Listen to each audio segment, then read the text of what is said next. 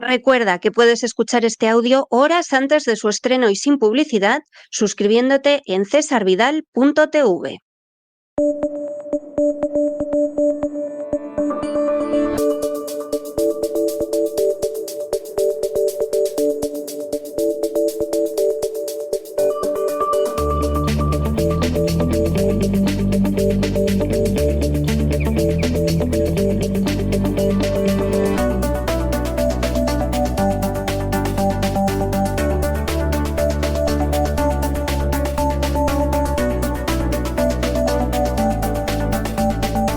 Despegamos con Lorenzo Ramírez.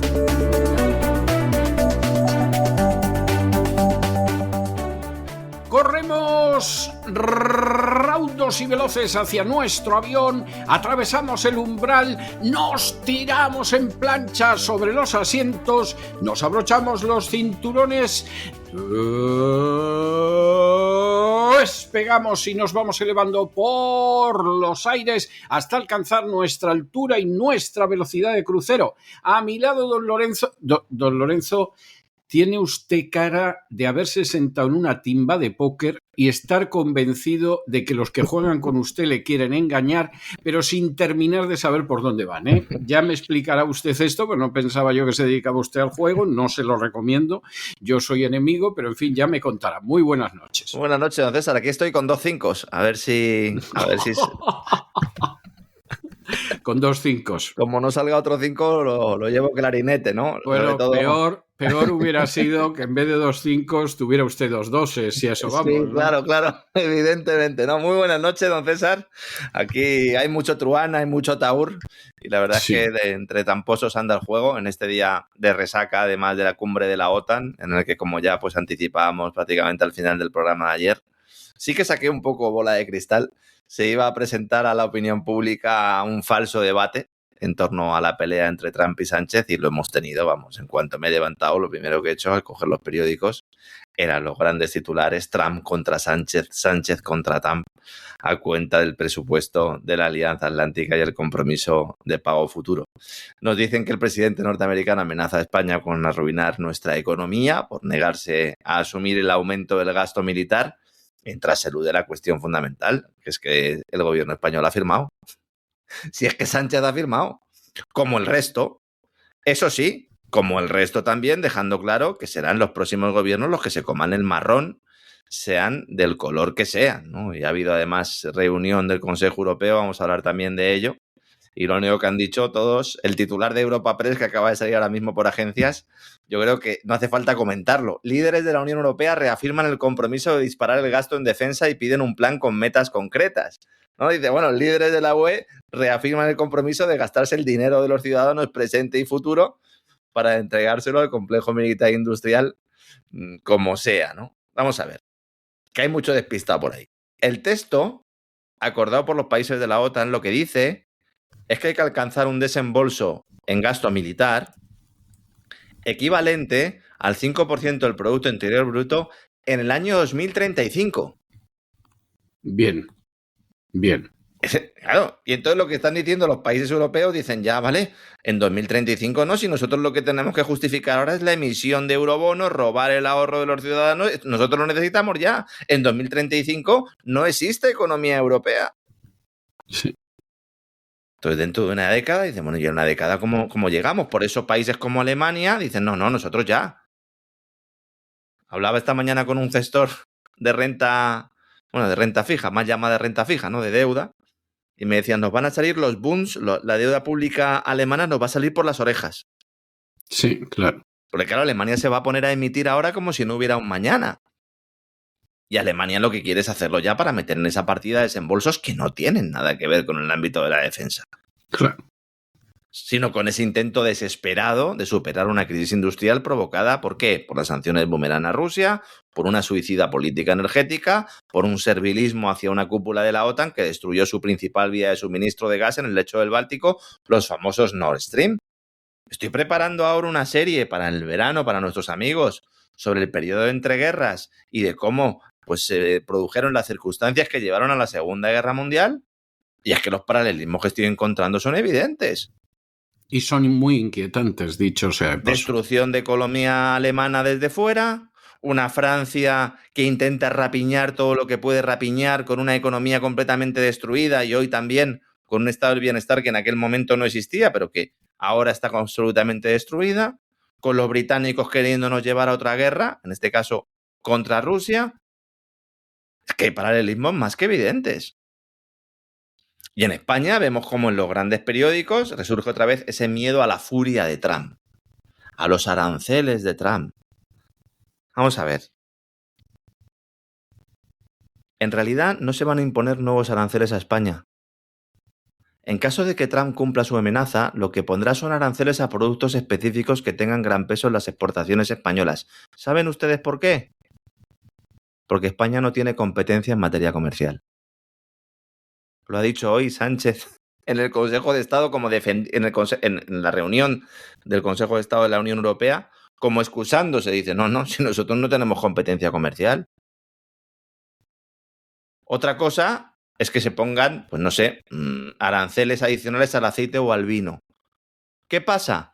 Que si Estados Unidos pone aranceles al aceite o al vino, por independencia de que Sánchez haya firmado, el problema es que si pone gravámenes adicionales a estos productos también perjudicará a Francia, lo cual entiendo que a Trump se la trae bastante al fresco, pero sobre todo a Italia. Recordemos que en 2018 Estados Unidos impuso tarifas especiales a las aceitunas. Durante los 2 primeros años cayeron notablemente los envíos. Luego se logró un efecto compensación porque se encontraron otros mercados. Y a los pocos años es verdad que en el caso español el volumen exportador era prácticamente el mismo, pero es que en 2018 no estaba Meloni en Italia. No. Y evidentemente Trump no va a adoptar medidas que perjudiquen a Italia cuando sabe que su carta para seguir manteniendo a Ursula von der Leyen a raya es Meloni. Por cierto, don César, no sé si usted ha visto imágenes de Meloni en la cumbre, cuando le preguntan por la supuesta negativa de España a cumplir. Parece que le pasaba algo en la naricilla, ¿no? A Meloni. Y en los ojos también. Y en los ojos, seguramente una alergia.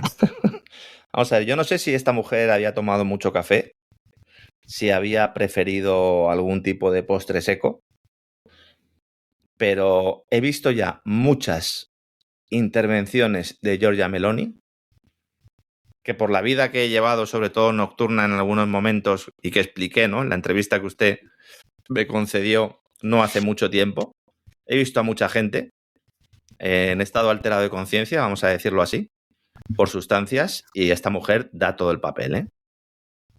¿Usted no cree entonces que es una alergia? Yo creo que como hagan controles antidoping en estas cumbres, arde el misterio. Madre mía. ¿Recuerda usted las imágenes en el tren famoso de Keir Starmer, de Macron y de Friedrich Merz allí escondiendo lo blanco, ¿verdad? Que no sabíamos si era un pañuelo o no era un pañuelo. Sí, era un pañuelo, era un moquero, sí. Eso parecía, ¿no? La pipa que tenían al lado, eso ya no sabemos muy bien para qué era. A lo mejor es que les gustaba fumar, picadura dentro de un tren, mientras que los demás nos dicen que no fumemos, ¿no? O simplemente estaban con rape. Napoleón era un gran aficionado al rape. Y, sí, es verdad. Y Macron, pues a lo eso mejor. Hace estornudar, ¿no? Eso hace estornudar, ¿no? Él hace estornudar. ¿No? El rape hace estornudar. Yo no lo he probado nunca, sinceramente. No me ha atraído nunca, a pesar de que lo tomara Napoleón. Napoleón era un gran aficionado al rape. Sí. Y sí, lo que hace es estornudar. Yo rape al horno, solo. No, pero ese es otro tipo de rape. Y en realidad el tabaco tendría que llamarse rapé en vez de rape. Claro, rapé. Pero eso claro, nosotros decimos rape en español. Y a lo mejor Macron iba por eso. O sea, pues, Macron que ha decidido también ir a la guerra contra Rusia como Napoleón.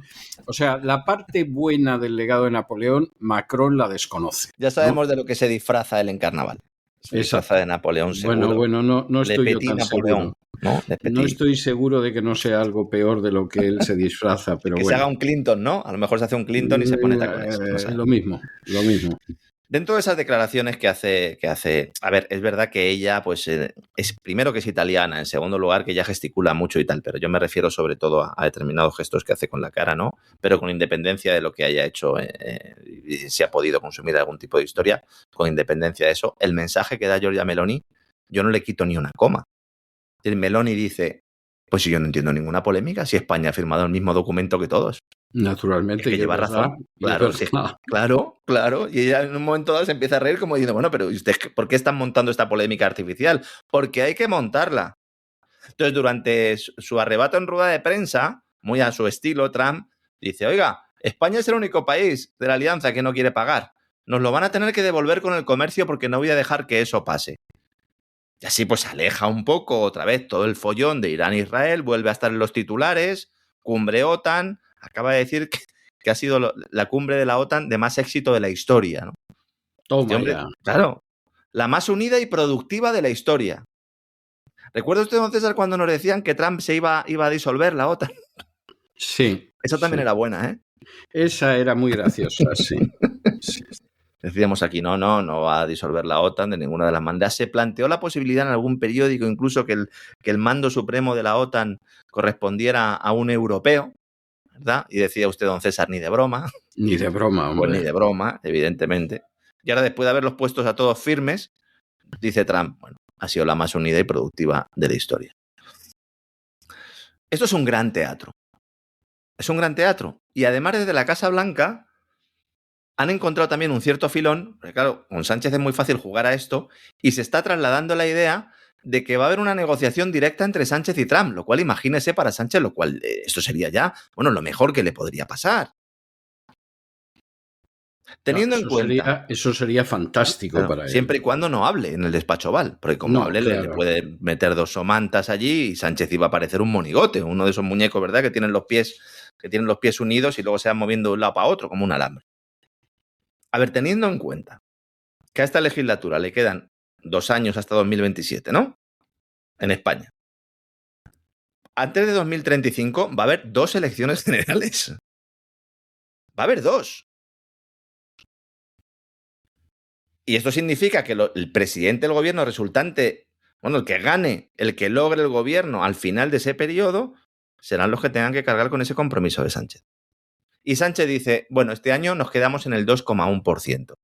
Pero es que además en ese documento, que no se ha leído nadie, por cierto, al menos los analistas no se lo han leído, dice que en 2029 es el momento fijado para revisar estos compromisos. O sea que no está tampoco claro que se vaya a cumplir el 5% en 2035. Y en 2029 quien no va a estar seguro es Donald Trump. Pero es que además lo que quiere Sánchez no es nada distinto a lo que ha hecho siempre. A ver, ¿qué ha hecho Sánchez desde 2000? Bueno, en realidad Rajoy ya desde 2014. En 2014 España firma alcanzar el 2% del PIB, gasto militar, aportación OTAN. Lo vamos a alcanzar 11 años después si lo alcanzamos ahora. Y luego, otro factor fundamental. También está pasando desapercibido. ¿Con qué autoridad se puede firmar estos compromisos sin pasar por los parlamentos? Es que nos hemos acostumbrado ya a esta deriva autoritaria, que en realidad es verdad que está en el mismo embrión del denominado proyecto de construcción europeo. Los parlamentos son meras comparsas de una serie de políticas que se adoptan en organismos supranacionales y que luego son refrendadas por gobernantes vendidos al mejor postor, que es el modus operandi de la Unión Europea. España es un ejemplo, a lo mejor uno de los mejores ejemplos, pero no es el único. Y encima sale Sánchez. Es que este no le dice la verdad ni al médico. Le ha pedido a los socios de la Unión Europea que rompan inmediatamente el acuerdo de asociación con Israel. Pero vamos a ver, si España sigue comerciando con Israel, si España sigue ayudando a Marruecos, que es socio estratégico del gobierno de Netanyahu, si incluso están ayudándole a aplastar a los agricultores españoles mediante la consultora de José Blanco. Pues claro. Que seguimos comerciando, que seguimos vendiendo, que seguimos comprando a Israel. Hombre, pues si tú lo que quieres, estás pidiendo a los socios de la Unión Europea que rompan inmediatamente el acuerdo de asociación, bueno, pues rompe tú el acuerdo que tienes con Israel y rompe el acuerdo con Marruecos. Es que de verdad, es alucinante la capacidad de este tipo para realizar huidas hacia adelante y enarbolándose, bueno, determinados mensajes, se pone la bandera. Sale esta mañana también, si es que a este hombre le falta tiempo, se reúne con Bill Gates y dice que le va a dar 130 millones de euros más para su alianza mundial para vacunas. Que claro, alguno dirá, Alianza Mundial para Vacunas, que esto qué bueno es. Pues no, señores, esto es una entidad que se llama Gavi Alliance, en la que están Gates, Microsoft y la Fundación Rockefeller, y que a lo único que aspiran es a, en los países, sobre todo del tercer mundo, a implantar una identidad digital con control biométrico para tratar a las personas que viven en estos países como ganado. Eso es lo que hace Gavi Alliance. Y luego utilizar ese modelo en Occidente. Para eso utilizaron vamos a llamarlo el evento de 2020, ¿vale, don César? Que yo creo que nos entiende todo el mundo. Efectivamente. Para eso utilizaron el evento del 2020. No tiene nada que ver con esto. Sánchez ha estado en la cumbre global para el futuro, que la han organizado Gavi Alliance, es decir, Rockefeller y Microsoft, la Unión Europea como institución y la Fundación Gates en Bruselas.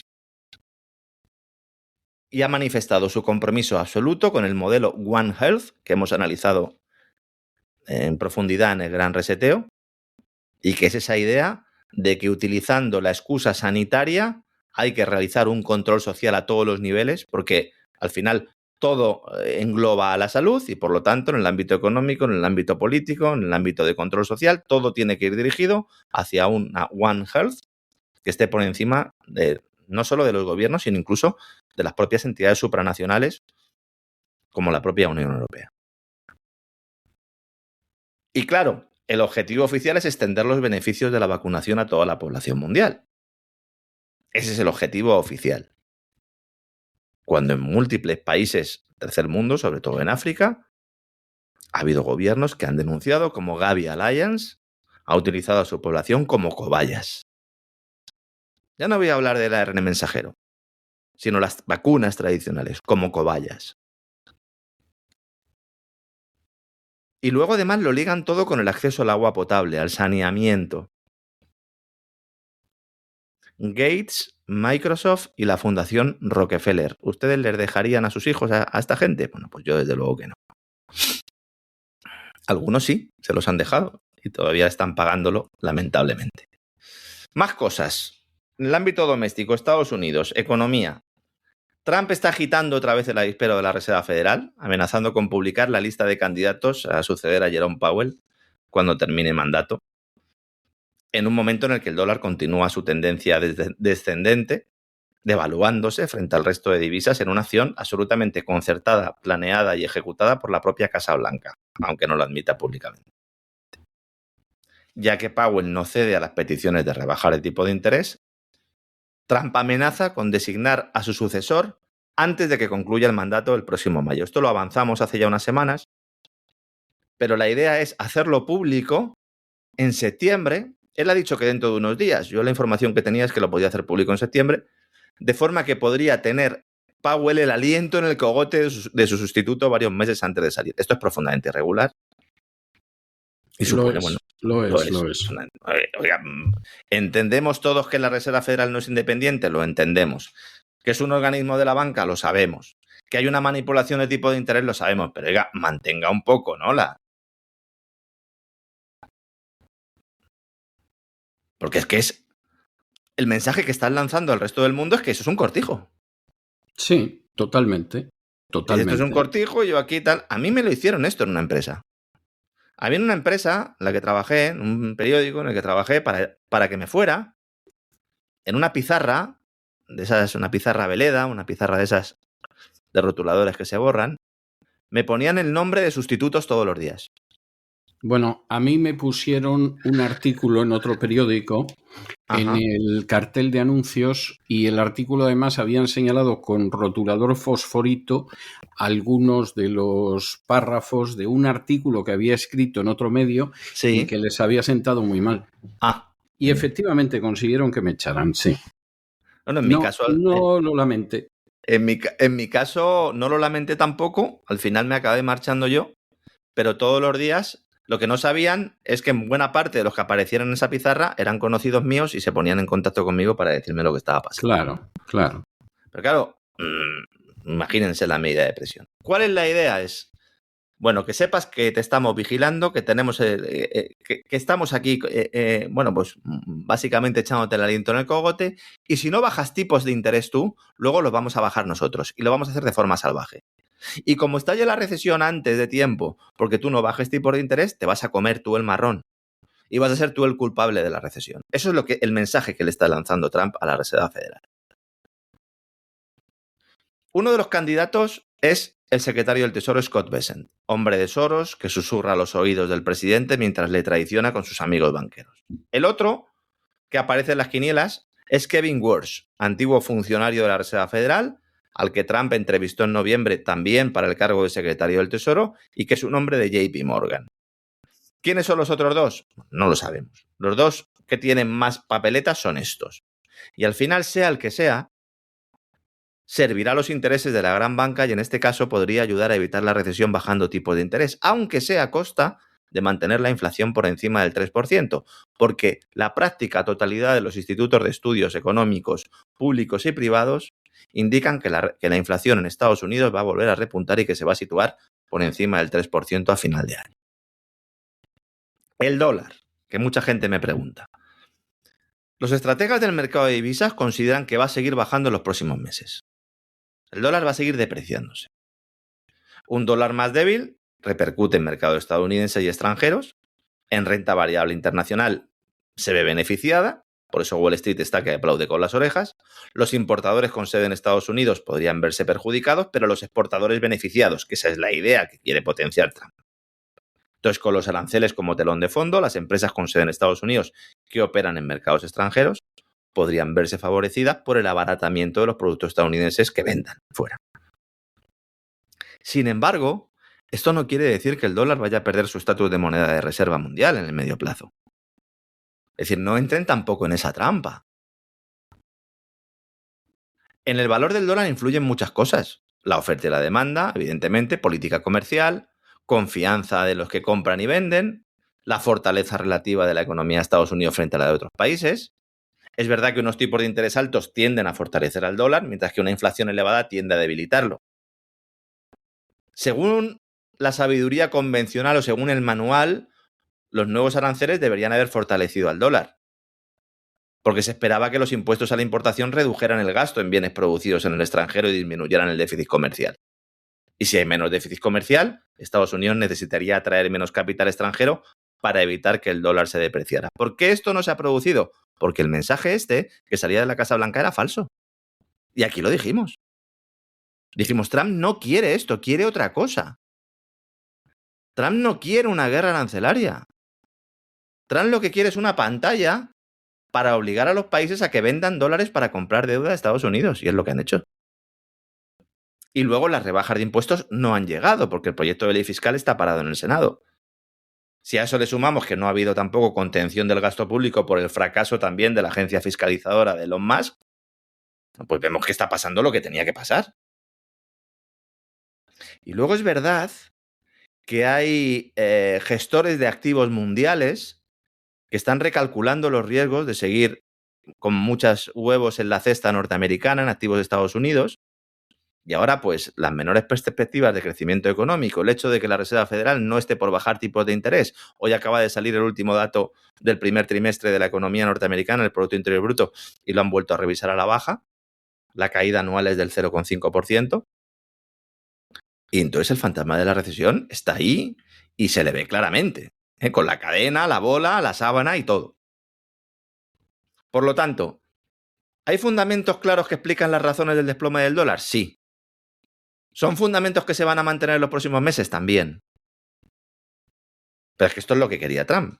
Donde está fracasando es en aumentar la demanda internacional de bonos del Tesoro para ayudar a rebajar su coste de financiación. Esto no cristaliza. De hecho, en estos momentos los inversores están huyendo de los fondos de bonos de Estados Unidos a largo plazo. Y lo están haciendo al ritmo más rápido desde el pico, voy a decirlo otra vez, del evento del 2020. Ni siquiera lo puedo mencionar, señores, porque es que entonces los que nos estén escuchando a través de YouTube no van a poder escucharnos. Pero me entienden, ¿verdad? El evento del 2020. Las salidas netas de los fondos de bonos de Estados Unidos a largo plazo, que abarcan deuda pública y también deuda empresarial, han alcanzado en el segundo trimestre las salidas 11.000 millones de dólares. Entonces, si esta reforma fiscal de Trump, que se está debatiendo ahora mismo en las cámaras, sale adelante, habrá billones de dólares adicionales de deuda a Estados Unidos, lo que obligará al Departamento del Tesoro a vender una enorme cantidad de bonos, como van a hacer los alemanes. La Casa Blanca ha dicho, bueno, los aranceles y el mayor crecimiento reducirán la deuda. Mayor crecimiento ni se le ve ni se le espera. Los aranceles ya estamos viendo que al final prácticamente todos se han suspendido. Pues evidentemente los inversores, ¿qué hacen? Ponerse cortos en dólar.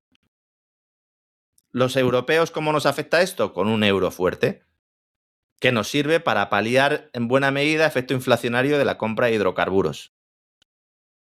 Pero también perjudica la competitividad de las empresas europeas, especialmente de las economías exportadoras, otro problema para Alemania.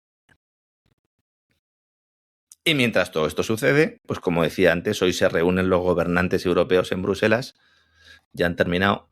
Estos terminan pronto, es decir, luego por la tarde hay que irse a tomarse algo, a ponerse unas caretas, ¿verdad? Y hacer unas hogueras, las cosas que les gustan a buscar el rape.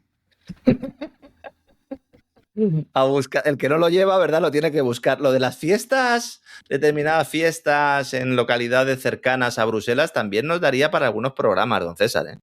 Sí, hombre, ya lo creo.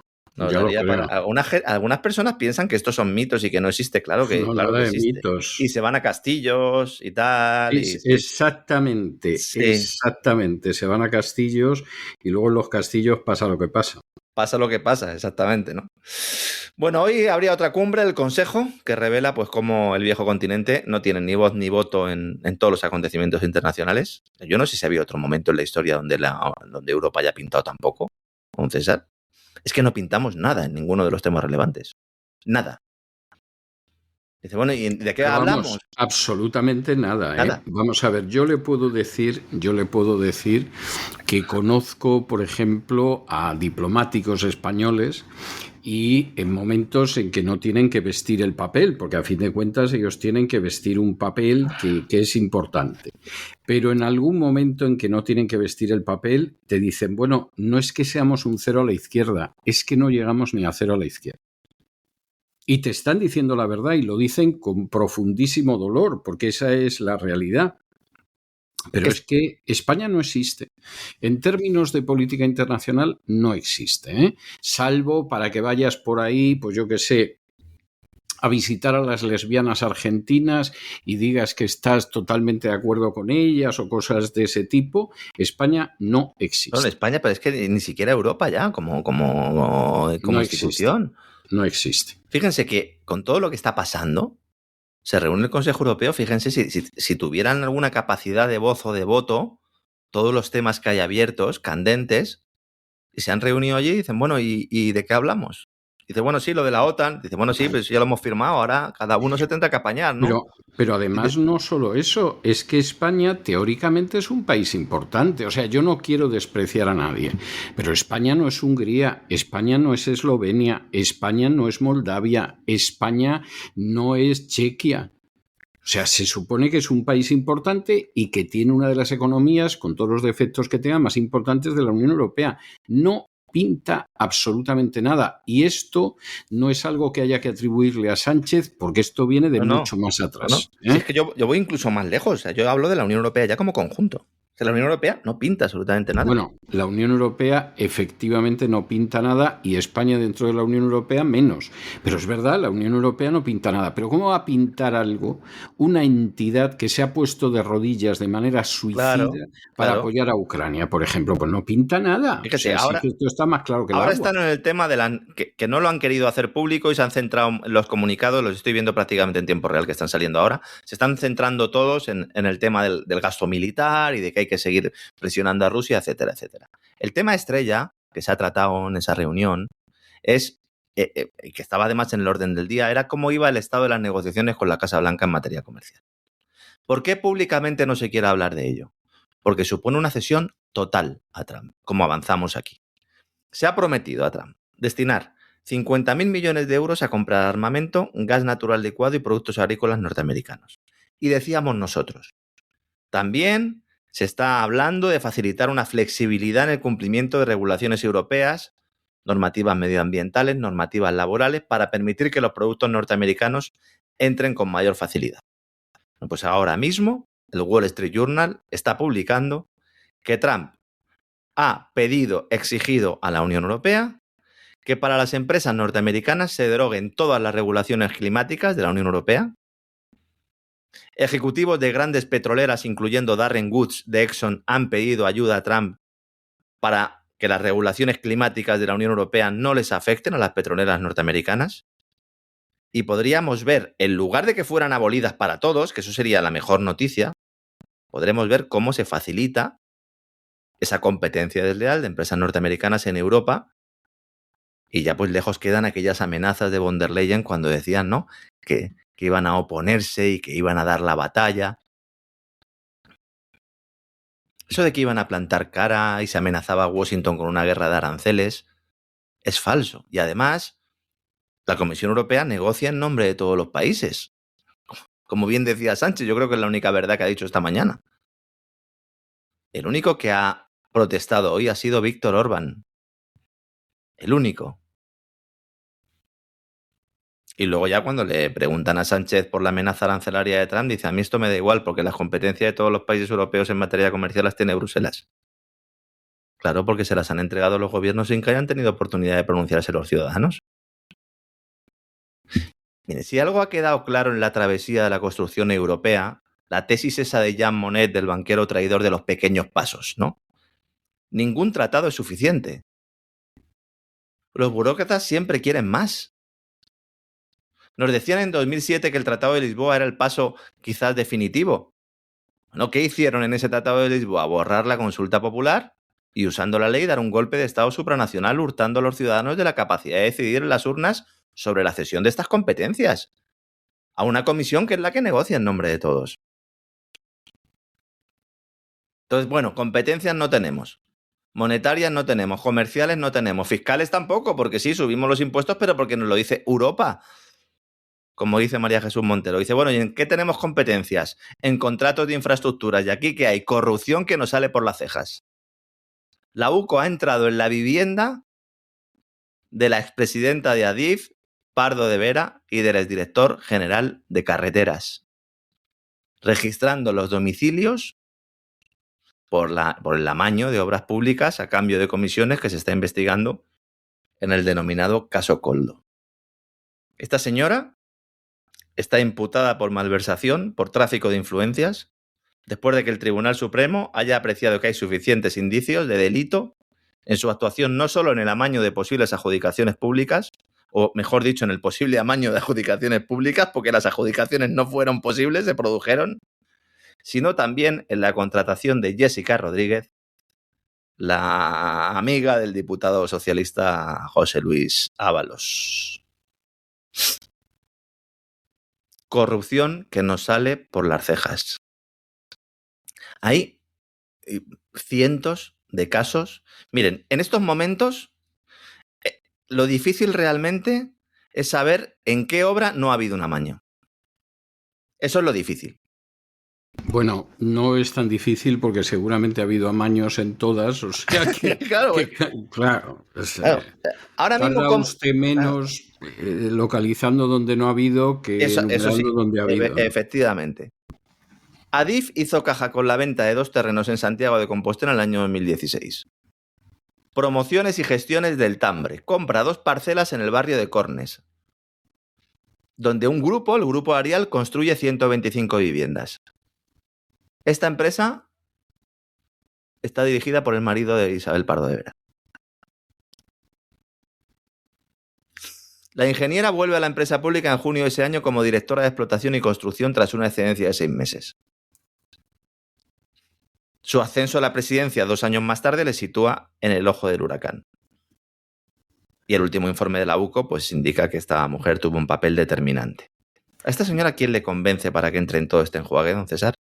Yo me temo que Pardo de Vera, y si me equivoco pediré disculpas, pero yo me temo que está muy arrepentida, pero muy arrepentida de haber formado parte del círculo de Begoña Gómez y haber aceptado en un momento determinado asumir tareas de gestión con el gobierno de Pedro Sánchez. A lo mejor me equivoco y está más contenta que unas Pascuas No me contenta, y no con está, ¿eh? más, Ya y le con digo yo más que no. orgullo que don Rodrigo en la horca. Pero yo tengo la sensación de que debe estar muy cerca de maldecir la hora en que efectivamente por su cercanía a Begoña Gómez acabó teniendo el puesto que ha tenido. Sobre todo porque en las conversaciones, en los audios, que yo supongo que prácticamente todo el mundo habrá escuchado algunos de ellos, además de hablar de que si el trasero le gustaba más o menos el de Pardo de ver a Koldo y estas cosas, pero lo que se nota constantemente es una actitud servil hacia Koldo. Es decir, ella está obedeciendo.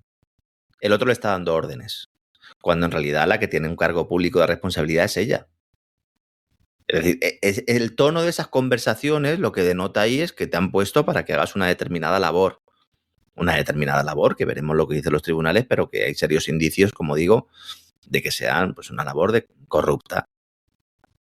Pero es que hay muchos que se van a ir de rositas. ¿Cuántas veces hemos hablado de los entrecanales y de la empresa Acciona y de todos los problemas que ha tenido en muchos países de Hispanoamérica, de la operación aquella en su momento que hizo con Zapatero, con Gas Natural Fenosa, el Caballero Blanco, E.ON, y al final llegaron los entrecanales, al final se le entregó Endesa a los italianos? Recuerdan ustedes toda aquella historia, ¿no? Bueno, pues sale en los entrecanales hoy el presidente ejecutivo de la constructora, en la junta de accionistas de la compañía, José Manuel Entrecanales. Acciona es una de las empresas que está implicada en todo esto, y dice: el exempleado relacionado con el caso actuaba con autonomía propia en una organización descentralizada. Pero vamos a ver, señor Entrecanales, si este hombre lo que estaba haciendo era conseguir contratos para la empresa, ¿cómo iba a actuar con autonomía propia? ¿Qué ganaba este hombre? Si lo que hacía este hombre, presuntamente, era pagar mordidas al gobierno para que le concedieran obras a su empresa, la de usted, señor Entrecanales. ¿Cómo que actuaba con autonomía propia? El lobo solitario de Acciona, ¿no? Ahora se están produciendo muchas juntas de accionistas y yo, la verdad es que me enervo. Otro, el de Indra, Ángel Escribano. A sus accionistas. Y le dice: estamos trabajando para convertirnos en uno de los actores relevantes de la industria de defensa europea. Vamos a ver, señor Escribano. El ascenso suyo, empresarial, ha sido siempre ligado a Pedro Sánchez. Es Pedro Sánchez el que le mete en el accionariado de Indra y el que le asciende hasta convertirse en presidente de la compañía, después de haber cambiado al presidente de Indra y ponerlo de presidente de Telefónica. Es el gobierno de Pedro Sánchez el que le da a usted contrato para fabricar unos respiradores, cuando ustedes no habían fabricado respiradores en su vida. ¿Vamos a revisar los contratos de los respiradores también, señor Escribano? A ver si al final con lo de Koldo también acaban ustedes empapelados. No tendría nada de particular. Esos audios, ya le digo yo, que si existen no van a salir. Esto es como lo de los archivos de Villarejo. Cuando nos dicen: no, es que la mitad de los archivos no se han recuperado. Ya. Se ha recuperado todo. Y es muy posible que una de las empresas que se haya contratado para desencriptar esa información de Villarejo tenga como trabajo, no sé si secundario o primario, guardar a buen recaudo una serie de informaciones y destruir el resto. Hasta ahí puedo leer, como en el 1, 2, 3, ¿recuerda Sí, usted? como en el 1, 2, 3, me acuerdo, sí. Luego Navarra. El gobierno de María Chivite le mete 800.000 euros a una constructora que es la misma que reformó la casa del número 2 de la propia presidenta Navarra. Es que esto ya lo hemos visto muchas veces. Ya lo hemos visto. Pero es que también hicieron la reforma de la sede en Pamplona del Partido Socialista de Navarra. Alguno dirá: bueno, es que vieron que trabajaba bien y entonces dijeron: bueno, pues también, ya que me ha hecho una obra buena en mi casa, que también haga la reforma de la sede en Pamplona del Partido Socialista de Navarra. A través de una empresa, sociedad pública del Gobierno de Navarra, adscrita al Departamento de Cultura, Deporte y Turismo, integrada en una corporación pública de Navarra, sociedad matriz de empresas públicas de la región y de la que María Chivite es presidenta. La misma empresa que gestiona el pabellón Navarra Arena, y que licitó las obras de adecuación de ese pabellón, cuya adjudicación, se llevaron Servinavar, la empresa de Santos Cerdán, y Acciona, la empresa de los entrecanales. Luego hay un incendio en Sendaviva en junio del año 2022, y esta Navarra Impulsa Cultura, Deporte y Ocio pasa a gestionar el parque natural y, tras cobrar la indemnización del seguro, adjudica las obras de reconstrucción en el año 2022. Pues según la documentación de estas adjudicaciones, el contrato se troceó para favorecer a la constructora de Pamplona Adentro Construimos. En su página web, en su apartado de clientes y proyectos, no aparece por ningún lado el Parque Natural de Sendaviva, pero sí en los registros oficiales de la Hacienda Foral. Adentro Construimos es la misma empresa que hizo la reforma de la casa del número 2 de la presidenta Navarra. Si empezamos a rascar, lo difícil va a ser encontrar un sitio donde no haya corrupción, don César, como usted decía antes. Lamentablemente. Muy lamentable. Luego también tenemos la noticia, usted ya ha comentado en alguna ocasión, ¿no? Ese bufete internacional que ha abierto una lucha global contra Hacienda en Estados Unidos, en Europa y en España. Bueno, me parece fantástico. Bueno, si alguien puede meterle en vereda a la Hacienda española, es un despacho de estos. Es el bufete de abogados internacional Amsterdam & Partners. Tienen sede en Estados Unidos y Reino Unido. Y anuncian, abro comillas, una batalla global contra todo el sistema tributario español. Me parece muy bien. Ya era hora de que alguien lo hiciera y entre con lanzallamas en esa cueva de ladrones. Van a... Por cierto, no sé si sabe usted, ¿sí?, que la banda de ladrones, como la ha llamado el Financial Times, ¿sí?, está ahora desarrollando una campaña de lavado de cerebro entre jovencitos, sí, en las clases, para que los jovencitos se crean que cuando los roben les están haciendo un favor, porque claro, los jovencitos oyen a los youtubers y a los influencers, claro, etcétera, al etcétera, y tal, que últimamente está metiendo una caña que no veas. Y ya saben que la agencia tributaria es una banda de ladrones. Entonces, para que los jovencitos no se crean que son una banda de ladrones, que es algo que ya sabe hasta la prensa internacional, van a organizar una campaña de lavado de cerebro en los institutos, a ver si los jóvenes son tan tontos como se creen, y entonces les convencen de que efectivamente cuando los roba la banda de ladrones les están haciendo un favor y es para la educación, etcétera, etcétera. Que hace falta valor y cinismo. Lo intentaron ya con la campaña aquella que hicieron utilizando muchos programas, ¿no?, en grandes cadenas de televisión, criticando a los youtubers que se iban a Andorra. ¿Recuerda usted, no funcionó aquello. No funcionó porque a muchos de esos youtubers les dieron voz en esos programas, claro, porque pensaban que les iban a hacer un traje, pero fue justo al revés. Sí. Entonces Roma Gallardo, Víctor, Wall Street Wolverine y muchos otros, pues les pintaron la cara. Sí, fue igual que cuando algunos los metieron en un programa de supuestos conspiranoicos y cometieron el error de poner un corte donde se hablaba de la inmigración ilegal y entonces muchos españoles dijeron, pero sí es verdad lo que dice. Es verdad lo que dice el tal César Vidal, ¿no? Que le han puesto entonces no volvieron a sacarlo en conspiranoico porque, claro, con una reacción así les había salido el pan como unas hostias, que diría un es como castizo. Mi libro del 11M, ¿no? Que no querían sacarlo a pesar de ser el libro más vendido de la historia del 11M, pero no lo querían sacar. Dicen, no sea que alguien lo lea que no lo haya leído todavía, ¿no? Y ya lo hemos liado. O sea, es así, sí. Pues sí, el bufete de abogados internacional anuncia una batalla global contra todo el sistema tributario español en tribunales de Estados Unidos, en el Tribunal de Justicia de la Unión Europea y en el Tribunal Europeo de Derechos Humanos y también en España. El fundador del despacho, que en los últimos meses ha estado aquí en España y por eso pues ha aparecido en algunos medios de comunicación esta información, ha dicho que las primeras denuncias van a llegar ante la justicia europea de forma inminente, en cuestión de 2 meses.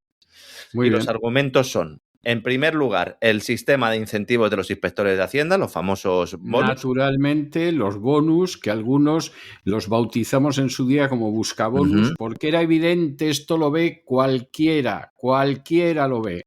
Exactamente, creación de Montoro desarrollado por Montero. También el irregular uso de los datos privados que se hace de las personas y el intercambio de información entre administraciones y entidades. De esto, de hecho, ya hay una queja en la OCDE por esto. Las publicaciones de listas negras de morosos, que es ilegal también publicar estas listas negras. También va a arremeter contra los tribunales económicos administrativos porque al depender del Ministerio de Hacienda no son independientes, evidentemente, y aún así se obliga al contribuyente a agotar esta vía que puede extenderse pues hasta 5 años antes de poder acudir a la judicial.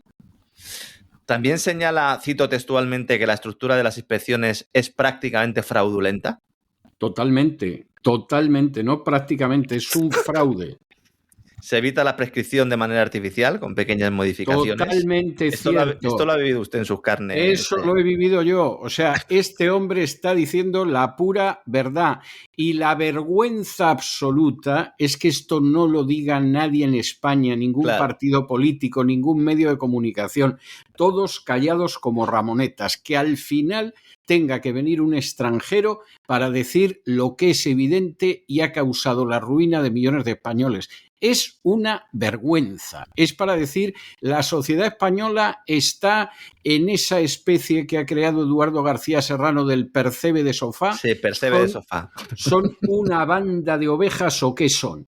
Porque al final quien va a tener que solucionarlo es un abogado extranjero. Pero qué vergüenza, qué país verdaderamente de ovejas. Que además va con todo, va con todo. Y la última de las grandes reclamaciones que hace, o de los argumentos con los que va a luchar, es que en España se quiebra la presunción de inocencia del ciudadano porque se da más veracidad a los informes de inspectores fiscales que a los contribuyentes, algo que ya también está en manos del Tribunal Supremo. Es cierto, y además eso un servidor lo lleva diciendo décadas, o sea, de antes de salir de España ya lo decía. Es que lo de la agencia tributaria es una vergüenza, pero no solamente es una vergüenza que lo es. La vergüenza es la sociedad española tolerando eso. Porque yo puedo comprender que los políticos que viven de ese robo y otras castas privilegiadas que viven de ese robo se lo callen, pero que los españoles lo sufran en silencio como si fueran las hemorroides de aquel famoso anuncio, es que verdaderamente es una vergüenza. Es que eso dice mucho de una sociedad. Y luego esa sociedad dirá que va a llegar no sé qué político y les va a arreglar los problemas. Pero ¿cómo le va a arreglar los problemas si ellos son un rebaño? O sea, si es imposible. Imposible. Le han preguntado porque ha habido una campaña, evidentemente, ¿no?, contra este bufete, que dicen que esto lo hace para ganar más clientes. Ya ha dicho el director del bufete, dicen, miren, no vamos a aceptar a ningún cliente más.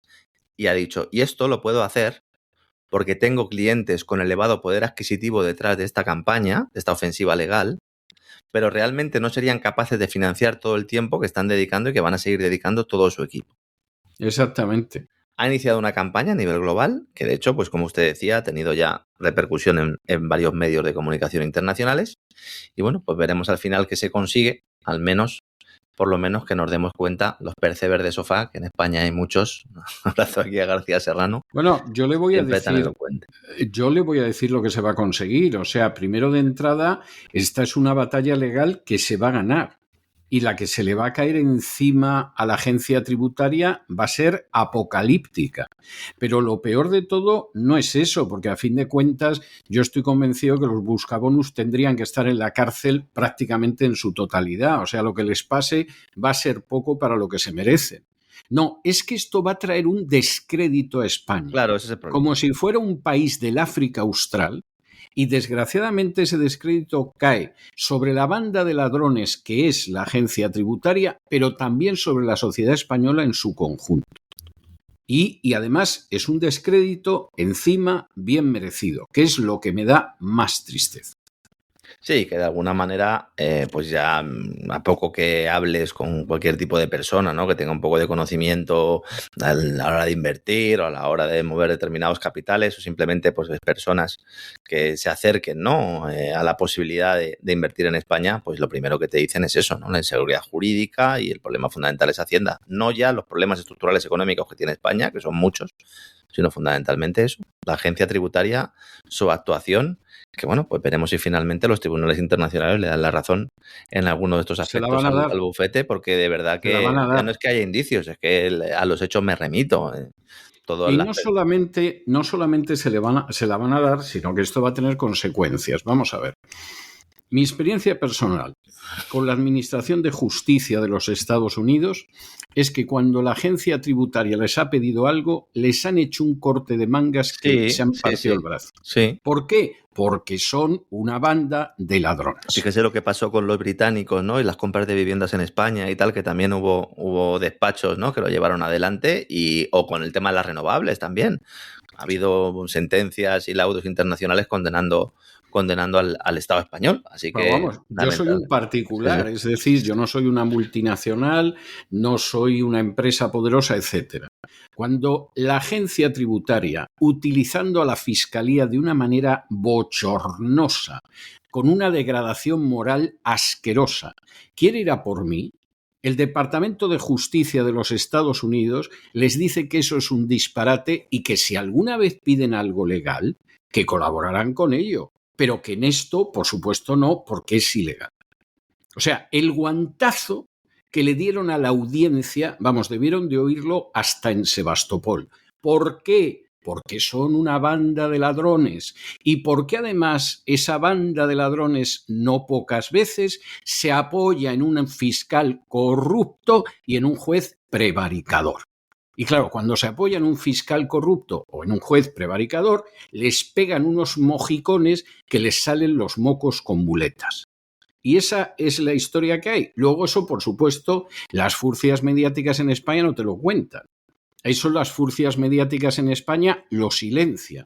Eso incluso las furcias mediáticas en España hasta te publican una información que es radicalmente falsa y tú envías una carta de rectificación y no te la publican. Pero luego la realidad es la realidad y la realidad es que les tienen cogida la medida en todo el mundo y saben que son una banda de ladrones, como en su día apareció publicado en el Financial Times.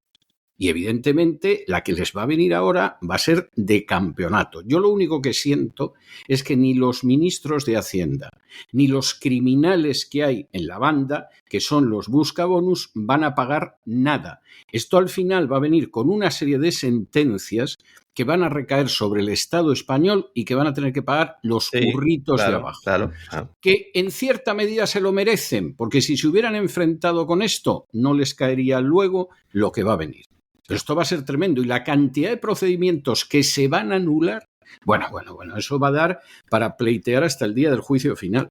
Bueno, pues veremos, don César. Programa intenso hoy también, ¿eh? Pegamos el jueves, mañana tenemos versión corta, vamos a hacer una presentación de lo que vamos a hacer en el Gran Reseteo el sábado, también vamos a desvelar muchas claves ocultas. Voy a dar una pistita, vamos a hablar un poquito de Irán, de Oriente Medio. Bien. Muy bien. Mañana daremos más detalles y nada, pues encantado de haber estado otro día más con usted, don César. Lo hemos pasado muy bien y ya nos quedan pocos despegamos. Muy poquitos ya. Fíjese usted, un par de semanas. Nos quedan un par de semanas raspas, o sea que nos queda. Pero bueno, afortunadamente salió el crowdfunding, todavía queda tiempo para apoyar a La Voz y se siguen sumando las contribuciones al crowdfunding, pero nos quedan un par de semanillas, don Lorenzo. Menos mal que en el verano vamos a seguir en la televisión y no vamos a perder todo el contacto. Eso sí, todos los sábados vamos a seguir en cesarvidal.tv, en el Gran Reseteo, como hacemos todos los años ya, desde hace 5, no sé si este ya es el sexto, yo creo que es el sexto ya, y si no el quinto, ya llevamos ya unos cuantos añitos en cesarvidal.tv. Fuerte abrazo, don César, hasta mañana. Un abrazo muy fuerte, hasta mañana, Dios mediante.